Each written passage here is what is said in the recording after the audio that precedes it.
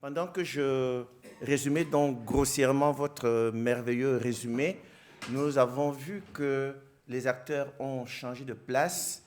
Maintenant, nous passons au dernier intervenant, Monsieur Mohamed Jawad Toumi, qui nous vient du Maroc et qui, lui, interviendra sur les problèmes de jalons du transfert entre les compétences en L1 et en L2.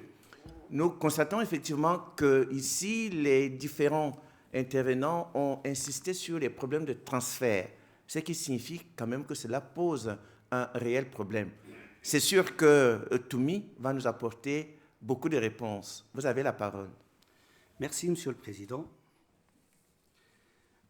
Dans le cadre de notre action au plan d'action 2014-2017, que nous avons entrepris en coordination avec notre ministère de l'Éducation nationale et l'OIF sous la supervision de M. Hamidou Maïga et aussi sous l'expertise avérée de M. Jean-Louis Tchis et M. Miled sur la didactique convergente au Maroc, notre équipe de recherche, dont le noyau dur se constitue de 2 formateurs français-arabes et d'un inspecteur du primaire.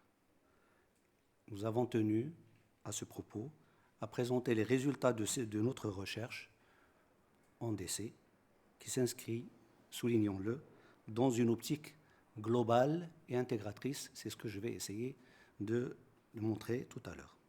3 interventions complémentaires seront présentées lors de ce colloque. Une intervention sur la présentation d'une analyse comparative de 2 curricula français-arabes pour montrer en fait le décalage entre ce qui a été préconisé par les recommandations pédagogiques et institutionnelles, et notamment qui montrent une certaine convergence entre les curricula et les pratiques réelles des enseignants, aussi bien de français que d'arabe, qui continuent à s'inscrire dans une optique de cloisonnement disciplinaire. Une deuxième intervention présentera un compte-rendu des actions de notre équipe en matière de sensibilisation et de formation des formateurs et des enseignants en didactique convergente au Maroc, notamment dans notre région de l'Oriental. Et enfin, notre présente communication qui se focalisera sur les principes de base de la didactique convergente, désormais DC, et les modalités de sa mise en œuvre au Maroc. En effet, comme le suggère notre intitulé, nous tenterons dans une première étape de vous livrer l'état de notre réflexion sur la DC en relation avec la place du transfert des compétences dans l'enseignement-apprentissage en général et celui des langues scolaires en particulier. Dans une seconde étape, nous essayerons de montrer comment nous comptons implémenter l'ADC dans notre contexte marocain pour assurer ce transfert. Alors, je vous propose le plan. Donc, dans une première étape, je vais faire quelques éclairages terminologiques et théoriques des éléments de l'intitulé, sachant que ce sont des termes qu'on utilise mais qui sont loin d'être clarifiés. L1, qu'est-ce qu'on entend par L, langue 1, langue 2? Qu'est-ce qu'on entend par transfert? Qu'est-ce qu'on entend par compétence? Et qu'est-ce qu'on entend par didactique convergente? En tout cas, la proposition de notre définition sur la didactique convergente. Dans une deuxième étape, nous allons parler de notre approche de la didactique convergente que nous considérons comme plutôt une approche transdisciplinaire et intégrée du transfert, avec les 3 dimensions et niveaux d'intervention du transfert des compétences en langue 1 et en langue 2, à savoir le niveau curriculaire, le niveau méthodologique et le niveau des pratiques pédagogiques en classe.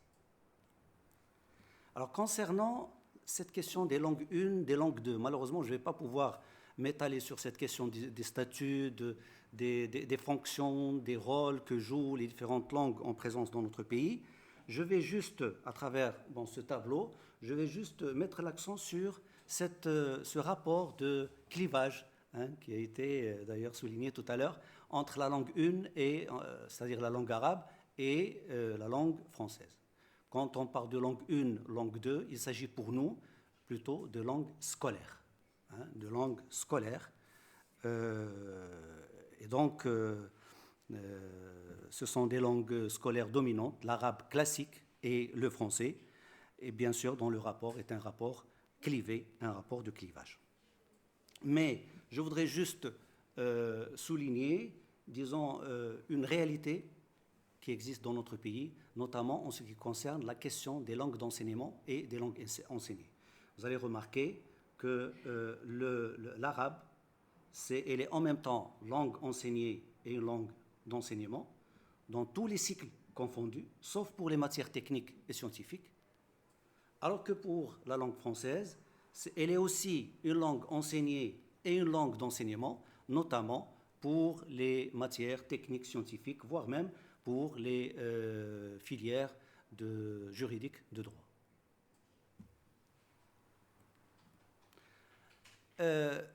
Un autre problème ou un autre élément à clarifier, c'est la question de la compétence. Vous savez qu'on parle beaucoup d'approche par compétence, mais le terme compétence n'est pas vraiment très bien défini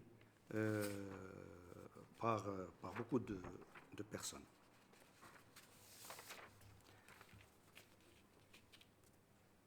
Alors, quand on parle de compétence, est-ce qu'il s'agit de la compétence à visée globale, c'est-à-dire un état de perfection à atteindre? Et donc, ça serait synonyme de capacité de mobilisation et de transfert pertinent de ressources. Ou bien, quand on parle de compétence, est-ce qu'il s'agit d'une visée restreinte, c'est-à-dire les éléments, on parle alors dans ce cas-là d'éléments de la compétence que doivent posséder les personnes inscrites à tel ou tel programme ou exerçant tel ou tel métier. Nous avons en arabe, heureusement, deux termes qui ont cette signification ou qui différencient ces deux significations.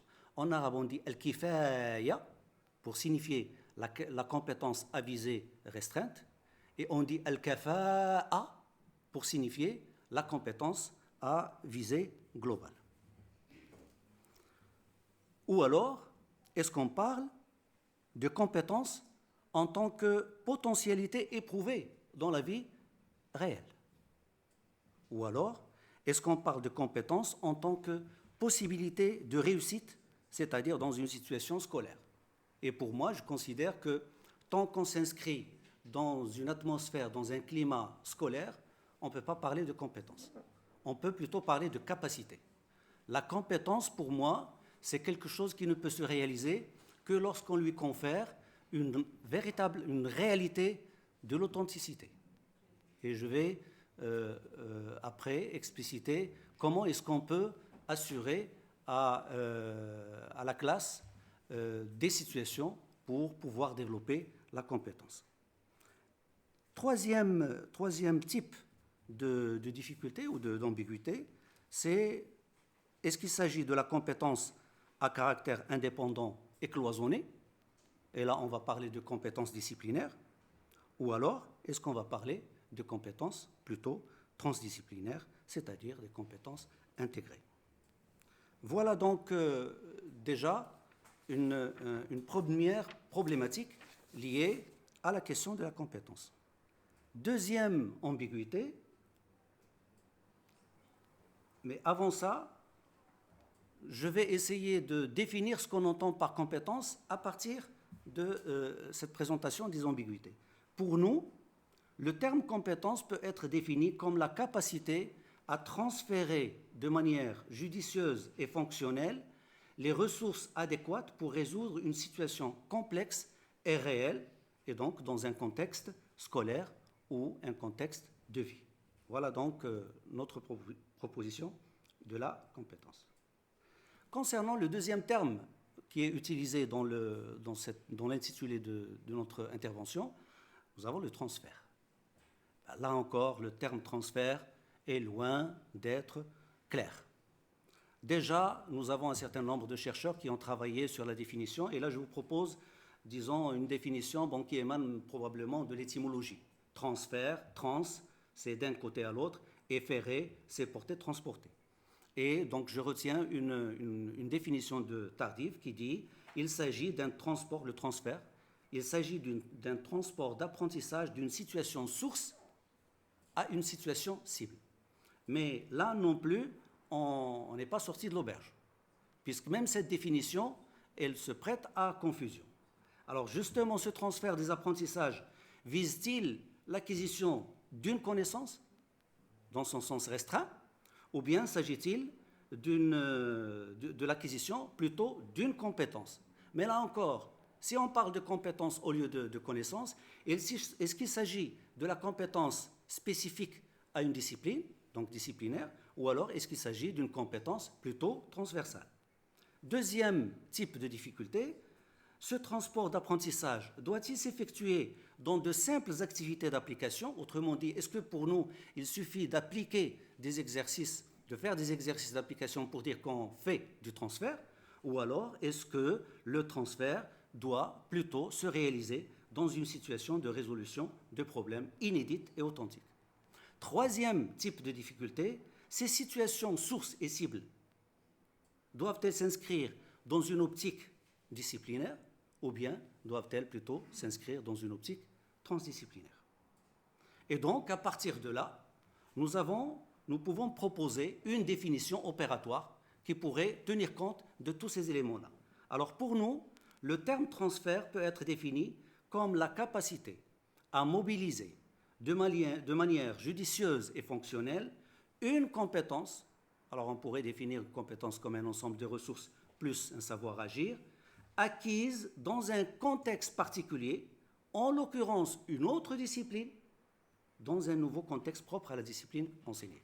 Autrement dit, pour nous, le transfert ne peut réellement se réaliser que dans une optique transdisciplinaire et non pas dans une optique disciplinaire seulement. Autre difficulté, autre ambiguïté, c'est le rapport effectivement entre le transfert et la compétence. Quand on parle de transférer les compétences, est-ce qu'on s'inscrit dans une logique d'enseignement? Si on s'inscrit dans une logique d'enseignement, ben ça veut dire qu'on parlerait plutôt de compétences intradisciplinaires, même aussi de compétences transdisciplinaires. C'est-à-dire que le rôle de l'enseignant serait de développer, ou plutôt d'assurer, le transfert des enseignements qu'il développe dans des situations à travers des applications ou des situations de transfert. Ou alors, est-ce qu'il s'agit aussi d'un autre type de transfert, cette fois-ci, c'est plutôt l'apprentissage du transfert, et là, on s'inscrirait plutôt dans une logique d'apprentissage. Si oui, est-ce que cet apprentissage de transfert, est-ce qu'on peut l'apprendre à nos élèves? Si on répond par l'affirmative, eh bien, comment? Est-ce qu'on va le travailler de manière progressive, et ce, dans une optique disciplinaire, ou alors est-ce qu'il faut le travailler plutôt dans une optique intégrée et simultanée, mais dans une optique plutôt transdisciplinaire?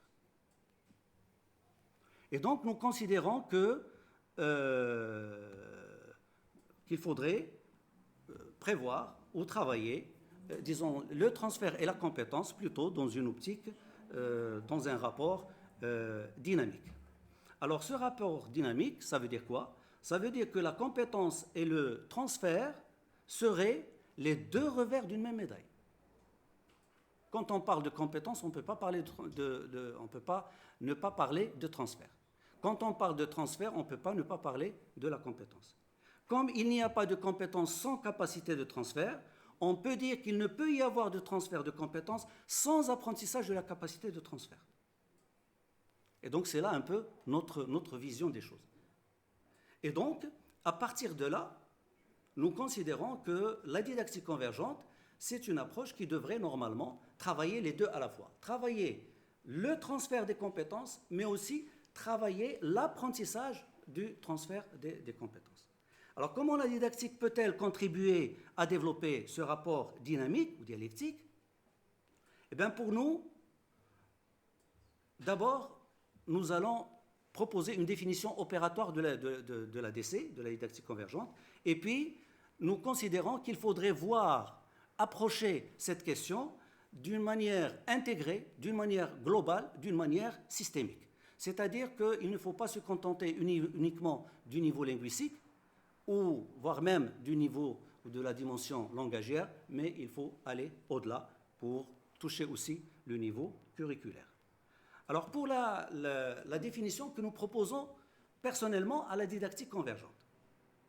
Pour nous, la didactique convergente serait une approche de la convergence qui essaye de remédier aux méfaits de la compartimentation des enseignements et à l'absence de l'apprentissage du transfert en explorant des voies d'intégration, mais pas seulement, parce que même l'intégration, ce n'est pas suffisant, mais aussi de transfert disciplinaire et transdisciplinaire, et ce, tant au niveau curriculaire que méthodologique que pédagogique. Pour illustrer notre propos, nous vous proposons, disons, ce schéma-là. Alors, vous avez d'un côté les trois dimensions, dimension linguistique, donc nous considérons que si nous voulons travailler le transfert, si nous voulons développer la compétence du transfert, si nous voulons développer l'apprentissage de la compétence du transfert chez l'élève, il ne faut pas se limiter au niveau linguistique. Il ne faut même pas se limiter au niveau langagier, mais aller au-delà et donc travailler dans la transdisciplinarité pour voir comment est-ce qu'on peut opérer des passerelles de convergence entre les différentes disciplines. Deuxième élément, c'est les trois niveaux. Là encore, niveau pédagogique, niveau méthodologique et le niveau curriculaire. Alors, pour le niveau curriculaire, nous prenons pour une planification transdisciplinaire convergente. 5 minutes. Alors, la didactique convergente, donc dans ce niveau curriculaire, doit mener une réflexion transversale et non parallèle en entamant une rupture avec le cloisonnement disciplinaire par une planification transdisciplinaire coordonnée et convergente autour de projets communs, genre projet d'établissement, projet d'école, projet de classe, projet pédagogique, etc. Mais aussi travailler les 5 compétences transversales qui sont préconisées par notre livre blanc, par nos recommandations institutionnelles, à savoir les compétences de communication, les compétences méthodologiques, les compétences technologiques, compétences culturelles et compétences stratégiques. Et puis, travailler aussi dans la convergence thématique telle que programmée dans les manuels de français et d'arabe. C'est ce que, d'ailleurs, mon collègue va essayer de montrer dans l'autre atelier pour mettre l'accent sur cette convergence thématique et méthodologique entre l'arabe, la langue arabe, l'enseignement de la langue arabe et l'enseignement de la langue française. Vers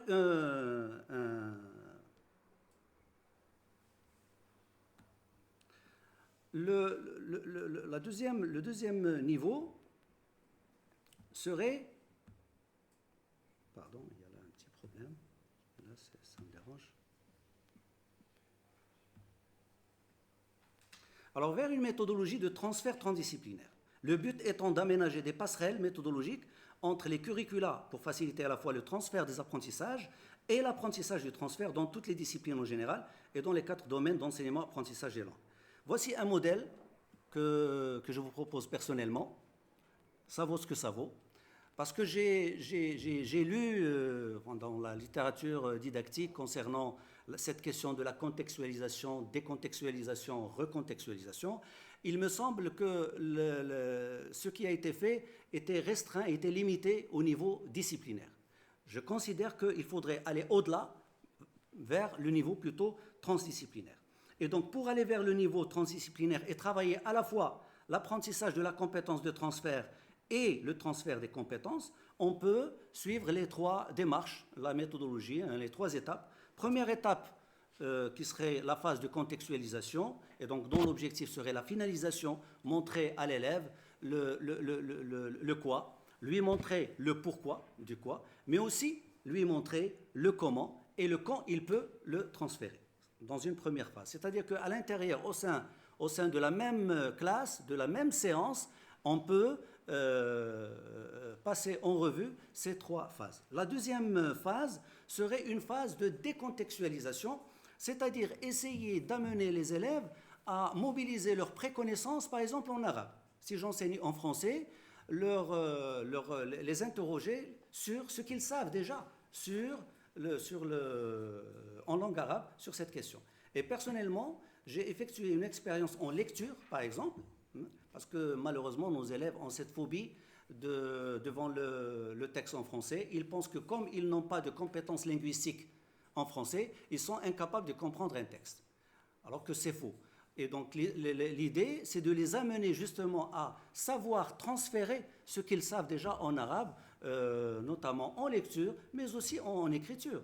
Nous savons qu'en écriture, nous avons les 5 opérations universelles même, qui sont appliquées dans toutes les langues. Pourquoi ne pas tenir compte de ça? Et puis, dernière phase de recontextualisation, c'est là où l'enseignant va travailler son activité à travers un certain nombre d'applications et d'intégrations. On a aussi prévu donc le niveau pédagogique. Malheureusement, je n'ai pas beaucoup de temps, mais je vais juste passer comme ça, rapidement. Alors, pour le niveau pédagogique, nous considérons qu'il faudrait développer chez l'enseignant les 3 types de compétences. La compétence de la planification, de la gestion, du transfert des apprentissages. La compétence de la gestion effective en classe de ce transfert des apprentissages de classe. Et enfin, la compétence de l'évaluation du transfert des apprentissages en classe. Alors, pour la planification, nous avons déjà une certaine expérience en matière d'approche par compétences, en matière aussi de pédagogie d'intégration. Nous avons aussi, on peut travailler sur le projet pédagogique. Je considère que le projet pédagogique est un bon outil pour réellement assurer ce transfert et développer les compétences visées. Et puis, travailler aussi ce qu'on appelle la méthodologie de la planification. J'ai là un petit exemple. Comment est-ce qu'on peut amener l'enseignant à rationaliser son enseignement et donc à dégager uniquement les ressources nécessaires et suffisantes à partir d'une table de spécification. Malheureusement, je n'ai pas le temps ici de détailler cet exemple. Deuxième type de compétence, c'est au niveau de la gestion de l'apprentissage du transfert en situation d'interaction. Et là, nous avons déjà un certain nombre de théories, de connaissances en didactique qui sont développées. Les 3 moments de la planification, les 4 phases de tout processus d'apprentissage, découverte, compréhension, application, transfert, les 4 catégories de stratégies d'apprentissage, les stratégies cognitives, métacognitives, affectives, gestion des ressources, les 4 gestes professionnels. Dominique Bucheton a beaucoup travaillé sur ça, le tissage, l'étayage, le pilotage et l'atmosphère, et enfin les 3 moments de gestion du transfert des apprentissages. Et puis enfin l'évaluation, une évaluation équitable, mais aussi aller vers une évaluation authentique en assurant une cohérence entre les apprentissages disciplinaires et transdisciplinaires et l'évaluation, et enfin en rapprochant le plus possible de la vie réelle, c'est-à-dire à travers le projet pédagogique. Merci de votre attention.